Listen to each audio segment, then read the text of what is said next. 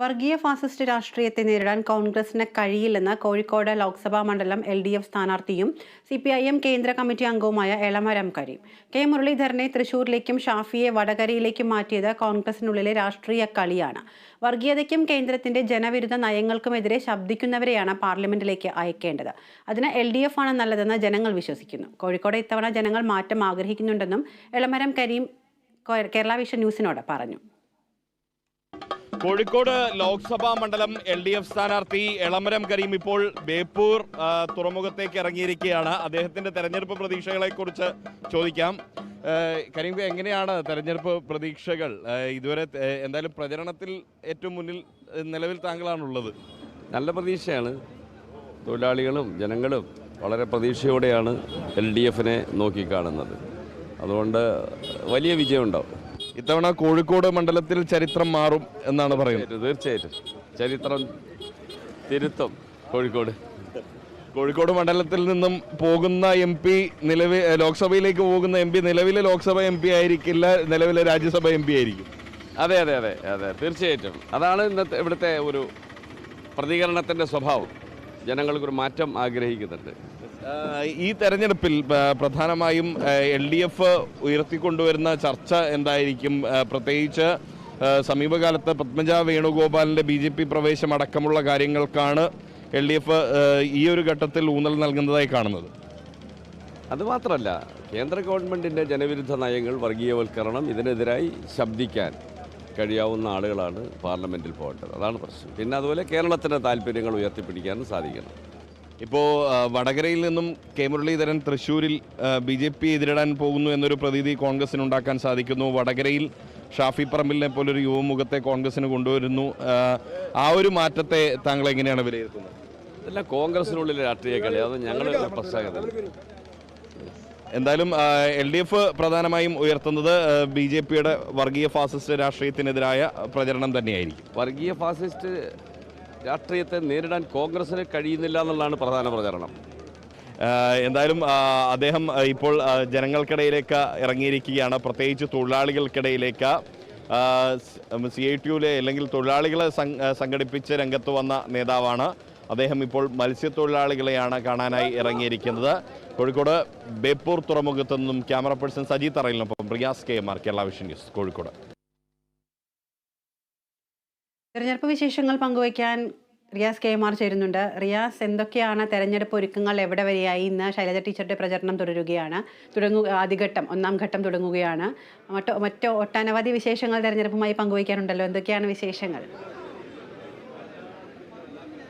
വിദ്യ, ഞാനിപ്പോൾ ഉള്ളത് MK രാഘവൻ്റെ parliament മണ്ഡലം കമ്മിറ്റി തെരഞ്ഞെടുപ്പ് ഓഫീസ്. അതിൻ്റെ ഉദ്ഘാടനം അല്പസമയം മുൻപാണ് കഴിഞ്ഞത്. ഡോക്ടർ MK മുനീർ, മുസ്ലിം ലീഗ് നേതാവും മുസ്ലിം ലീഗ് നേതാവും MLA-യുമായ ഡോക്ടർ MK മുനീറാണ് അല്പസമയം മുൻപ് ഇതിൻ്റെ ഉദ്ഘാടനം നിർവഹിച്ചത്. MK രാഘവൻ MP, ഒപ്പം തന്നെ മുസ്ലിം ലീഗിൻ്റെ സംസ്ഥാന ഉപാധ്യക്ഷൻ MC മൈൻ ഹാജി അടക്കമുള്ള മുതിർന്ന നേതാക്കൾ ഇവിടെ ഉണ്ട്. എന്തായാലും MK രാഘവൻ MPയും പ്രചരണ രംഗത്ത് വളരെയധികം സജീവമാവുകയാണ്. കഴിഞ്ഞ ദിവസം ജനഹൃദയ യാത്രയുമായി അദ്ദേഹം അതിൻ്റെ മണ്ഡലത്തിലുടനീളം അദ്ദേഹം സഞ്ചരിച്ചിരുന്നു. അതിൻ്റെ സമാപനം ചടങ്ങാണ് MK രാഘവൻ MPയുടെ തെരഞ്ഞെടുപ്പ് കൺവെൻഷൻ്റെ ഉദ്ഘാടന ചടങ്ങാക്കി മാറ്റിയിരുന്നത് എന്നുള്ളതാണ് നമ്മൾ കണ്ടത്. അങ്ങനെ ഒരു വലിയ തോതിൽ പ്രവർത്തകരെ കൊണ്ടുവരാൻ ഈ MK രാഘവൻ MPക്ക് സാധിച്ചിരുന്നു. അതേസമയം തന്നെ LDFിൻ്റെ സ്ഥാനാർത്ഥി എളമരം കരീം നിലവിൽ തന്നെ പ്രചരണ രംഗത്ത് വളരെയധികം മുൻപിലാണ്. കാരണം ഏറ്റവും ആദ്യം ഔദ്യോഗിക സ്ഥാനാർത്ഥിത്വം പ്രഖ്യാപിക്കപ്പെട്ടത് LDF സ്ഥാനാർത്ഥിയുടേതാണ്, എളമരം കരീമിൻ്റെതാണ്. അദ്ദേഹം പ്രചരണ രംഗത്ത് വളരെ സജീവമാണ്. NDAയുടെ സ്ഥാനാർത്ഥി MT രമേശും സജീവമായി തന്നെ മണ്ഡലത്തിൽ പ്രചരണങ്ങളുമായി മുന്നോട്ട് പോവുകയാണ്. ഇന്ന് രാവിലെ LDF സ്ഥാനാർത്ഥി എളമരം കരീമും ഒപ്പം തന്നെ NDA സ്ഥാനാർത്ഥി MT രമേശുമെല്ലാം പ്രചരണം തുടങ്ങിയത് ബേപ്പൂർ തുറമുഖത്ത് നിന്നാണ്. ബേപ്പൂർ തുറമുഖത്തെ മത്സ്യബന്ധന തൊഴിലാളികളെ കണ്ടും അവരോട് വോട്ടഭ്യർത്ഥിച്ചുമാണ് ഇരുവരും പ്രചരണം ആരംഭിച്ചത്. ഈ അല്പസമയത്തിനകം തന്നെ MK രാഘവൻ MPയുടെ ഇന്നത്തെ തെരഞ്ഞെടുപ്പുമായി ബന്ധപ്പെട്ട പ്രചരണ പരിപാടികൾ തുടങ്ങും. അതിൻ്റെ ഒരു ഔപചാരികമായ ഉദ്ഘാടനം എന്ന രീതിയിലാണ് അല്പം മുൻപ് ഇവിടെ പാർലമെൻറ്റ് മണ്ഡലം കമ്മിറ്റി തെരഞ്ഞെടുപ്പ് ഓഫീസിൻ്റെ ഉദ്ഘാടനം നടന്നത്. ഒപ്പം തന്നെ ഈ ഇടത് സ്ഥാനാർത്ഥി എളമരം കരീമിൻ്റെ പാർലമെൻറ്റ് മണ്ഡലം കമ്മിറ്റി തെരഞ്ഞെടുപ്പ് ഓഫീസിൻ്റെ ഉദ്ഘാടനം ഉദ്ഘാടനം ഇന്ന് തന്നെയാണ് നടക്കുന്നത്. അത് വൈകിട്ട് 3 മണിക്ക് മന്ത്രി PA മുഹമ്മദ് റിയാസാണ് ഉദ്ഘാടനം ചെയ്തത്. അല്പം മുൻപ് നമ്മൾ MK മുനീറുമായി സംസാരിച്ചിരുന്നു. അപ്പോൾ അദ്ദേഹം പറഞ്ഞ ഒരു കാര്യം, ഡോക്ടർ MK മുനീർ പറഞ്ഞ ഒരു കാര്യം, എന്തായാലും വലിയ പ്രതീക്ഷയാണ് UDF-നുള്ളത്. 20-ൽ 20 UDF നേടും. കോഴിക്കോട് 2 ലക്ഷത്തിലധികം ഭൂരിപക്ഷത്തിന് വിജയിക്കും എന്നുള്ളതാണ് MK മുനീർ പറഞ്ഞിട്ടുണ്ടായിരുന്നത്. അത് ആ ഒരു പ്രതീക്ഷ തന്നെയാണ് UDF-ന്റെ മറ്റ് നേതാക്കളും കോഴിക്കോട് പാർലമെന്റ് മണ്ഡലത്തെ സംബന്ധിച്ച് പങ്കുവയ്ക്കുന്നത്. അതായത് 4ാമതും MK രാഘവൻ തന്നെ കോഴിക്കോട് നിന്നും MP ആയി എത്തുമെന്നൊരു പ്രതീക്ഷ അവർ പങ്കുവയ്ക്കുന്നു. ഒപ്പം എന്നാൽ LDF-നെ സംബന്ധിച്ച് അവർ പറയുന്നത് ഇത്തവണ എളമരം കരീം വരും എന്നുള്ളതാണ്. ഇവിടെ കോഴിക്കോട് മണ്ഡലത്തെ സംബന്ധിച്ച് LDF-ഉം UDF-ഉം തമ്മിലുള്ള പോരാട്ടമാണ് നടക്കുന്നത്.